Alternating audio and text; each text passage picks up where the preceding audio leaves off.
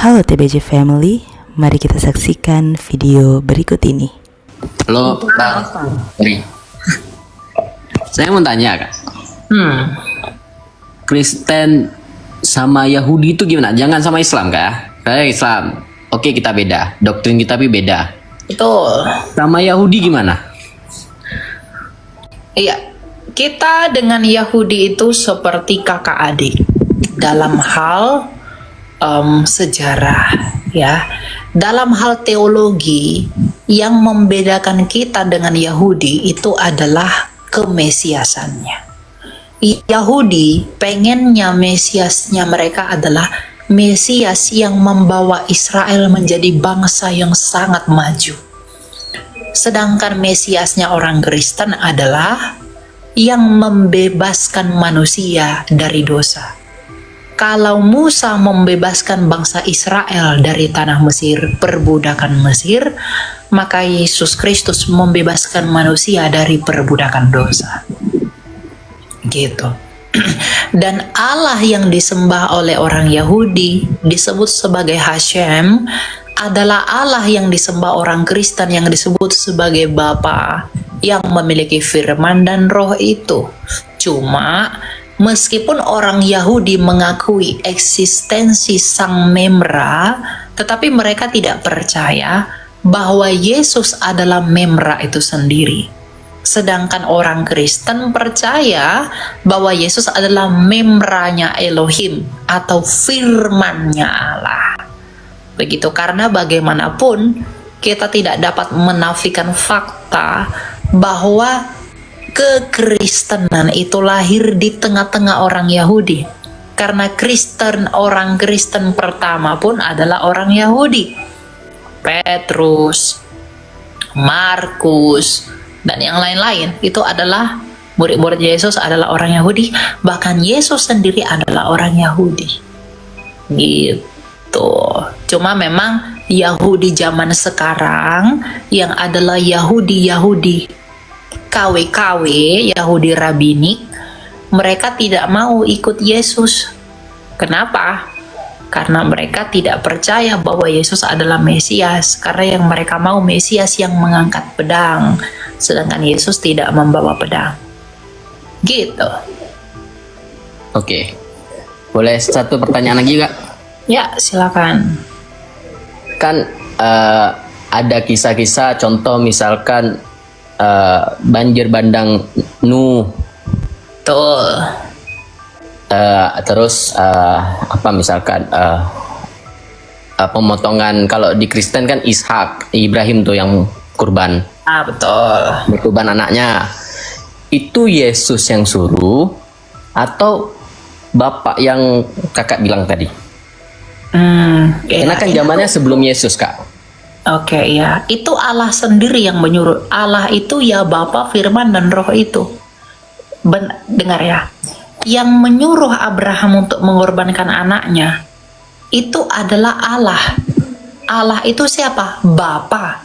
Dan Bapa itu memerintahkan menggunakan apa? Firman-Nya itulah Yesus. Dan dengan rohnya yang adalah hidupnya.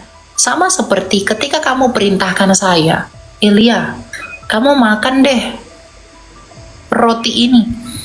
Yang memerintahkan saya makan roti ini siapa? Kan Oscar. Pasti tubuhmu, firmanmu, dan rohmu bersama-sama memerintahkan saya untuk makan roti ini. Yang memerintahkan saya makan roti adalah manusia Oscar. Nah, nggak mungkin dong hanya tubuhmu, nggak mungkin dong hanya firmanmu, nggak mungkin dong hanya rohmu. Tapi tubuhmu, firmanmu, dan rohmu dalam satu manusia Oscar itu memerintahkan Elia makan roti. Maka yang memerintahkan Abraham untuk mempersembahkan anaknya adalah satu Allah, yaitu Bapa dengan firman-Nya dan rohnya yang di dalam dia itu. Karena Trinitas itu berbicara bagaimana Allah, bukan berapa Allah. Gitu. Ya? Oke. Masa boleh lanjutin sedikit nggak? Maksudnya kan firman-Nya tuh kan belum jadi manusia.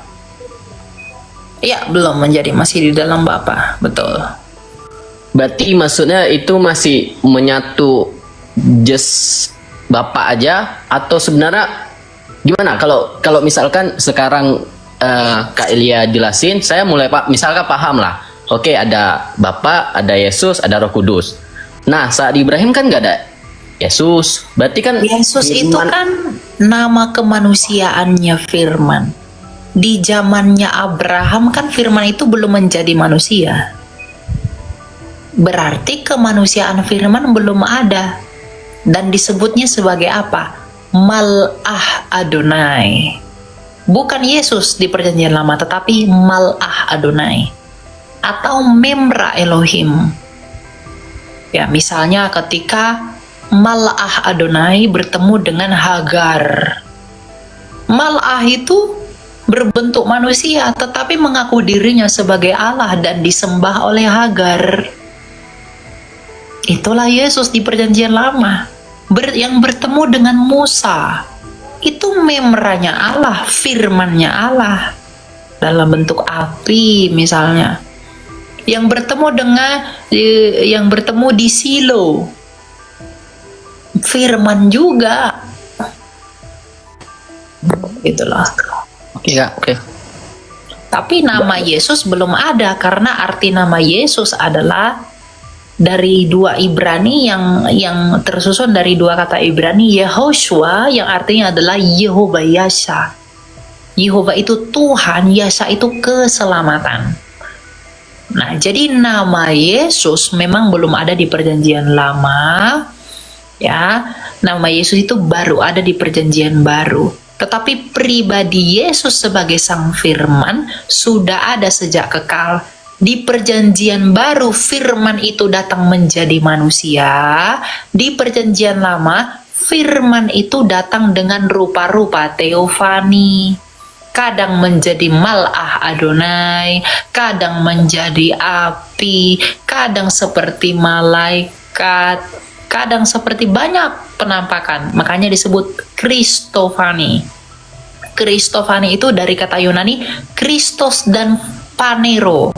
Kristos itu artinya Kristus, Panero itu artinya penampakan. Jadi penampakan Kristus sebelum masa inkarnasi. Misalnya Melkisedek itu adalah Yesus sebelum datang menjadi manusia. Gitu, yang memberkati Abraham. Oke. Ya, silakan Abdi. Assalamualaikum, mau tanya lagi. Ya, Waalaikumsalam.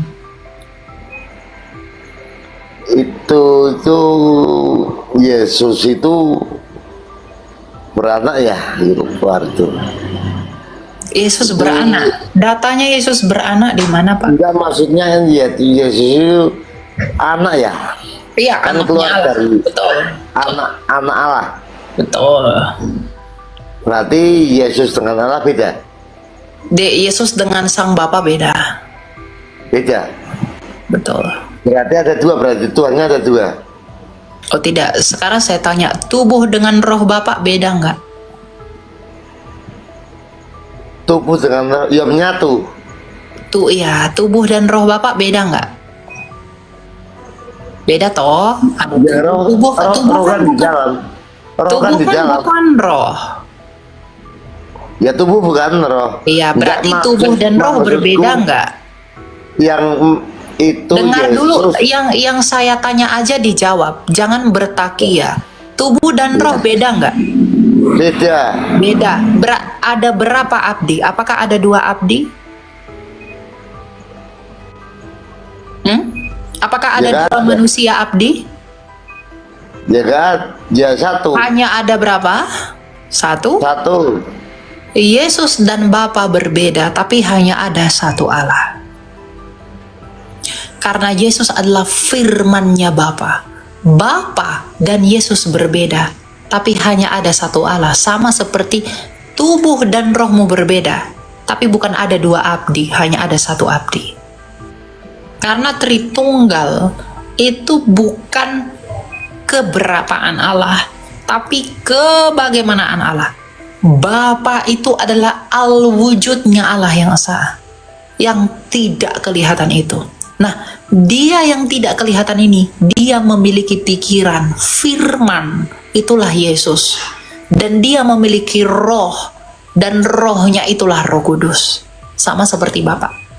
Bapak punya tubuh yang adalah wujudmu, kamu punya firman atau pikiran, kamu punya roh. Tubuhmu bukan rohmu, rohmu bukan pikiranmu. Ada 3. Kamu punya tubuh, punya firman, punya roh. Tapi tidak ada 3 manusia. Tidak ada 3 abdi. Hanya ada 1 abdi. Allah yang Esa adalah Sang Bapa dengan firman dan rohnya. Tapi tidak ada 3 Allah. Hanya ada 1 Allah. Saya tahu, mau tanya saya. Ya. Dia kan Yesus dituhankan kan? Betul? Dituhankan kan? Seorang Tuhan. Berarti Tuhan kan Sang Pencipta, ya nggak? Kenapa seorang Tuhan, aku bilang seorang karena Yesus berwujud manusia. Seorang Tuhan kenapa bisa sampai disalib dengan makhluk yang diciptakannya? Padahal kan Tuhan Maha Kuasa. Kenapa berkorban darahnya untuk menebus dosanya? Menebus dengan siapa? Berkorban untuk siapa? Dia kan seorang Tuhan masalahnya. Iya, betul. Ya, Ya kan? dia memang datang ke dunia untuk mati, Pak. Yohanes 17. Ya kan, untuk mati. Betul, Yang Yohanes. mencabut nyawanya siapa? Nggak ada yang cabut nyawa. Yohanes 10 ayat 17, Yesus berkata, Aku memberikan nyawaku. Memberi kepada siapa? Dia tidak memberi kepada siapa-siapa. Ya kok memberikan berarti mengasihkan. Ada yang dikasihkan. Aku Memberi. memberikan nyawaku. Arti kata memberikan berarti memberi. Aku ingin memberi orang ini. Karena ada yang dikasih. Kata memberikan ada yang dikasih. Betul. Aku memberikan nyawaku dan berkuasa menerimanya kembali. Berarti Lah memberi dengan siapa? Memberikan berarti lain orang. bukan, dia tidak memberi kepada siapa-siapa. Dia menyerahkan. Ingat, memberi Ya, dia menyerahkan kepada berarti ada yang diserahkan. iya kepada Bapa. Lah Bapak itu siapa? Menyerahkan kepada siapa? Yang menyerahkan siapa? Yang diserahkan sama Yang siapa? menyerahkan itu adalah firman. Dia menyerahkan nyawanya dalam keadaannya sebagai Menyerahkan manusia kepada siapa? kepada Bapa. Yang Makanya Tuhan Yesus menyerahkan ketika kepada Bapak. Menyerahkan kepada Bapak. Firman menyerahkan nyawanya dalam keadaannya sebagai manusia Menyerahkan kepada siapa? kepada Bapa. Yang diserahkan Firman, berarti ada dua berarti ya? ya iya, betul. Ada dua itu, Bu. Lah, Ya kan ketuhanan kan yang firman itu Tuhan mati kan dalam satu. keadaannya sebagai manusia. Dia mati dalam keadaannya sebagai manusia dan dia menyerahkan Tuhan nyawanya berarti itu kepada manusia. Bapa. Bagaimana? Manusia. Iya, Wujudnya dalam keadaannya manusia. sebagai manusia. Katanya kan satu, tapi dia memberi. Kok kan jadi bingung ini? Kok Iya. dia menyerahkan? Tadi kan saya- Padahal tadi kan satu. saya sudah Menyerahkan jelas. berarti ada yang diserah. Menyerahkan kepada yang diserahkan. Berarti kan ada dua itu. Ya, yang menerima atau yang menyerahkan. Memang ada dua. Tapi katanya satu. yang dua Katanya ini satu tadi siapa? di awal katanya satu. Iya, yang dua itu Aku kan siapa? satu. Aku abdi, tidak ada yang menyerupai. Kamu satu, abdi, tidak ada abdi. Tidur Pak, udah malam.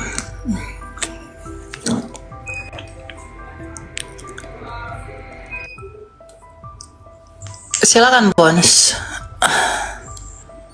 Ya, Kak mau tanya tentang Mau ditanyakan? Hypostatis Union saja, Kak. Menurut kakak itu bagaimana? Hypostatic union, betul. Satu dalam hypostasisnya. Apa yang salah dengan itu? Oh, mau dengar penjelasan saja kak. Iya. Kan di dalam perikoresisnya Allah yang esa, Allah yang esa itu kan Sang Bapa. Allah itu adalah Ia Tritunggal itu. Bapa itu adalah Allah, maka firmannya Bapa pastilah Allah, dan rohnya Bapa pastilah Allah. Tapi satu Allah.